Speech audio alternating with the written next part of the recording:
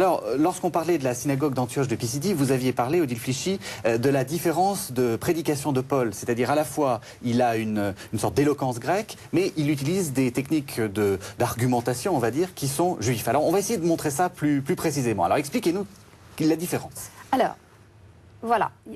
Paul est un homme très cultivé et qui a certainement qui a une formation autant dans les écoles de rhétorique grecque que auprès des maîtres d'exégèse juifs.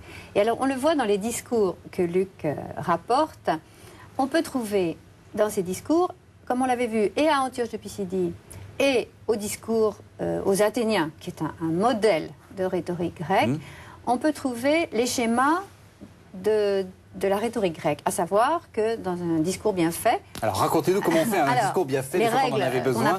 Qu'on apprend à l'école. Voilà, c'est ça. Allez. Alors on commence par ce qu'on appelle un exorde, ou une introduction, où en général on fait ce qu'on appelle une captatio benevolentiae, donc on dit une gentille chose aux gens pour attirer leur attention. C'est ce que les orateurs américains font en faisant une petite blague, quelque chose comme ça. Bon, alors à Athènes, Paul dit plutôt « Athéniens, je vois que vous êtes vraiment des hommes très religieux », ce qui est peut-être un peu ironique, mais bon. Alors après l'exorde vient ce qu'on appelle la narration, ce qui fait que l'orateur doit raconter les faits nécessaires pour que l'auditoire comprenne ce qu'il veut et les éléments nécessaires pour comprendre ce qu'il veut démontrer. Voilà. Et ensuite, il doit dire, en fait, la pointe de son discours. Donc on appelle ça la thèse ou la proposition. Par exemple, à Antioche de Pisidie, la proposition, elle est double, c'est de dire, c'est à nous, frères juifs qui êtes là, que cette bonne nouvelle du salut est destinée. Et nous, apôtres, nous vous l'annonçons, la promesse de Dieu a été ressuscitée, a été accomplie. Pardon. Alors, une fois qu'il a annoncé la thèse, il faut qu'il l'argumente, parce qu'on n'est pas obligé de le croire. Donc viennent un certain nombre d'éléments. Et quand il s'adresse aux Juifs, il argumente à l'aide de citations de l'Écriture. Quand il s'adresse aux Athéniens, il est extrêmement habile. C'est qu'il prend une citation d'un poète grec. Alors c'est leur écriture. Voilà. Alors ça, c'est la façon, on va dire, la l'ossature qui est assez grecque. Il y a une conclusion assez solennelle.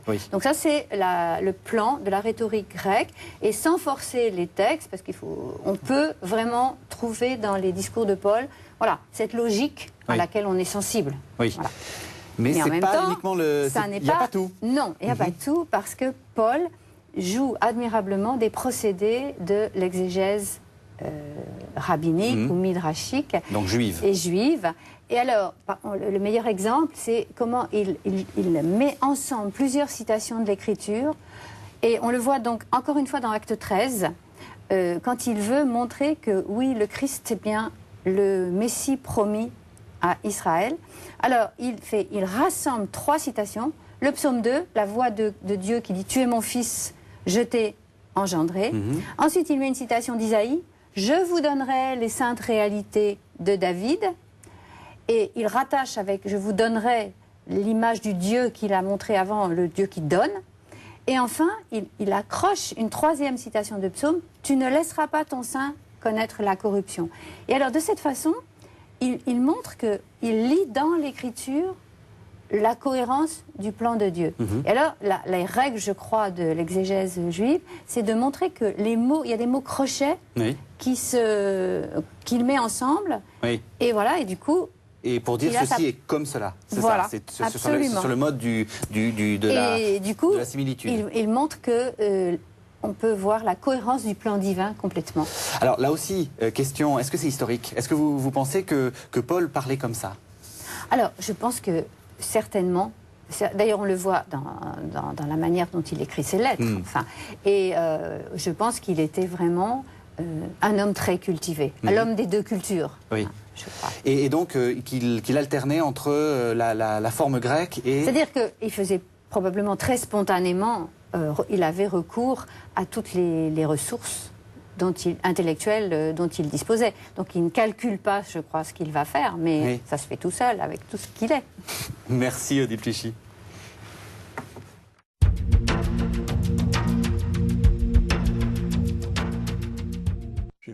Tout de suite,